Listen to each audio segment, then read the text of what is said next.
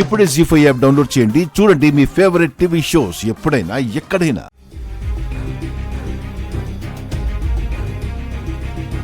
ఇలా దారిలో అడ్డంగా కూర్చున్నావేంటయ్యా స్వామి? లేలే, లేచి సోఫాలో కూర్చోవచ్చు కదా. అతే ఆయన్ని డిస్టర్బ్ చేస్తున్నావు ఎందుకు? పడుకున్నారా? కళ్ళు మూసుకొని దివ్య దృష్టితో చూస్తున్నారు. ఏంటో ఈ ఇంటి భవిష్యత్తుని. కళ్ళు మూసుకుంటే చీకటి తప్ప ఏం కనబడుతుంది? కళ్ళు తెరిచి ఇల్లు ఎలా కట్టించారో చూడమనండి.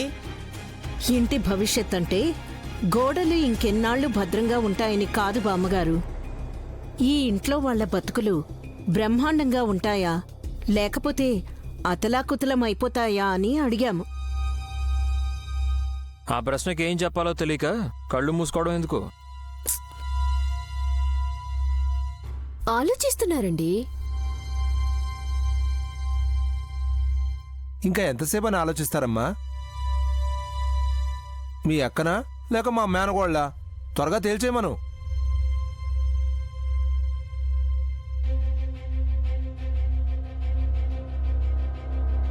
ఒరేయ్ సన్నాసి, కందకు లేని దురద కత్తిపీటకెందుకుంటుంది? కోయించుకుంటుంది. నువ్వాగరా. స్వాముల వారు ఏం చెప్తారో విందాం. స్వామి, కళ్ళు తెరుస్తారా? లేదు అంటే మీకు బాగా నిద్ర పట్టేసింది అనుకుంటారు వీళ్ళు. గదిలోకైనా తీసుకెళ్లాల్సింది కదా బ్రో. పిన్ని, గాయత్రి వచ్చిందా? వచ్చి స్వాముల వారి ఎదురుగా కూర్చుంది నాయని. పాపా, ఇక్కడెందుకు కూర్చున్నావు? లేమ్మా. ఉండనివ్వు.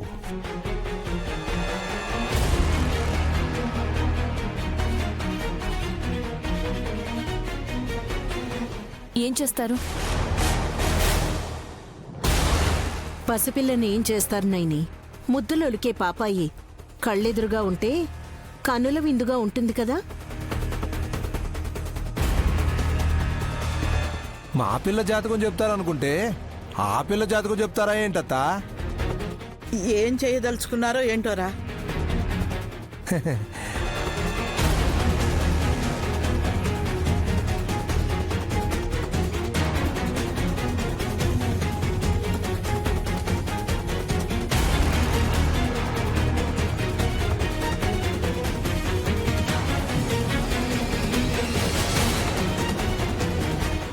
ఏంటది?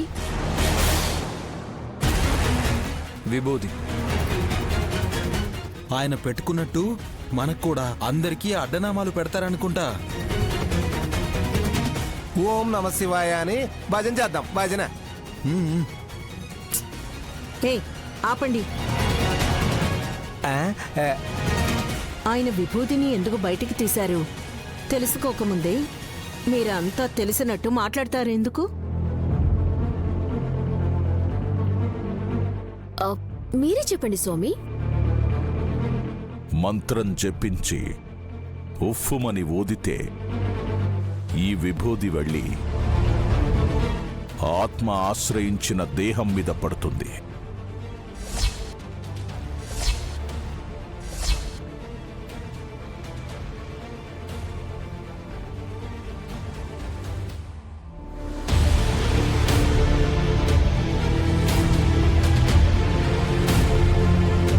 నువ్వు కంగారు పడకు నైని.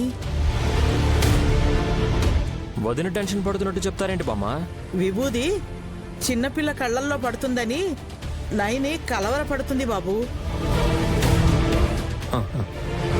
అంతేనా? ఇంకేమన్నా ఉందా? ఇంకే ఉన్నా సరే కాసేపట్లో తెలిసిపోతుంది కదా బావగారు.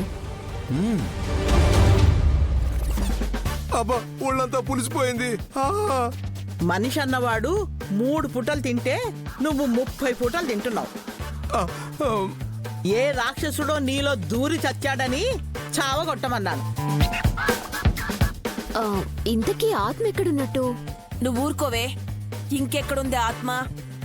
అన్నింటికన్నా పెద్ద ఆత్మ పరమాత్మ అయిన గాయత్రి పాప ఉఫ్ అనగానే విభూది ముక్కోటి మీద పడింది.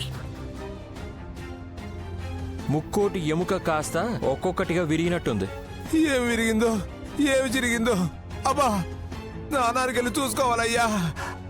అబ్బో అమ్మా. గాయత్రి రామ్మా, ఎక్కడ నీ కళ్ళలో పడుతుందో అని కంగారు పడిపోయాను. పద.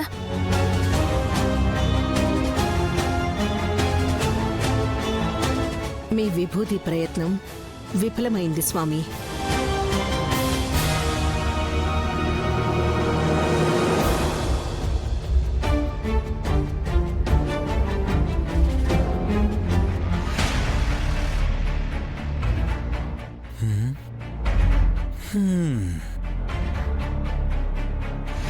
అఖండ స్వాముల వారెక్కడ్రా? గాయత్రి ఉఫ్ అని ఊదింది కదా మమ్మీ, వెళ్ళి స్నానం చేసి వస్తానన్నారు. ఇంకెందుకు వస్తారు? ఈ ఇంటికొస్తే ఎవరికైనా ఉండిపోవాలనిపిస్తుంది అనుకుంటాను మమ్మీ. అవును వల్లభ, దేవీపురం బ్యాచ్ కూడా ఇక్కడే ఉంది కదా. నేను కొట్టినా సరే ఆ ముక్కోటిగాడు ఇల్లు వదిలిపెట్టి వెళ్ళిపోడే. దెబ్బకు దయ్యం వదిలిందని అదొక సంబరంలా ఫీల్ అయి పుష్టిగా తింటారు చూడు. అవును, సన్నగా ఉన్నాడు గాని నున్నగా తినేస్తాడు మమ్మీ. అరే, ప్లేట్ కడగాల్సిన పనే లేదు. నిజంగా ఆ ముక్కోటికి గాలి సోకిందంటావా? విభూతి తన మీదే పడింది కదా మమ్మీ. అఖండ స్వాముల వారు ఊదకముందే ఆ గాయత్రి పాప ఊది పారేసింది. అందువల్ల ప్రయోగం పూర్తిగా ఫలించలేదనుకోవచ్చేమో. నువ్వన్నట్టే స్వాముల వారు సాయంత్రం వచ్చాక ఏం చేయాలో చేస్తాను అన్నారు. అయితే పనింకా పూర్తి కాలేదన్నమాట. ఇంకేముంటుందో మరి. వల్లభ, మనమైనా ఆచితూచి అడుగు వేస్తాం, కానీ అఖండ స్వాముల వారు అలా కాదు. అనుకున్నారు అంటే ఆ విషయంలో నిక్కు తేల్చేంత వరకు వదిలిపెట్టరు. అంటే ఇంట్లో ఆత్మల అన్వేషణ ఇంకా కొనసాగుతుందన్నమాట. గాయత్రక్కది కాకుండా ఇంకెవరి ఆత్మ ఉందా అని చూడాలి. మన నైని ఆత్మనే ఉందన్నావు కదా మమ్మీ. తను ప్రాణాలతో లేకపోతే విశాల్ ఎలా బతికి ఉండగలుగుతాడు అన్నదే నా డౌట్. మమ్మీ, దేవీపురం త్రినేత్రి కూడా అచ్చం పెద్ద మరదల్లానే ఉంటుంది. బిజినెస్ ప్రపంచానికి కావాల్సింది నైని మొహం.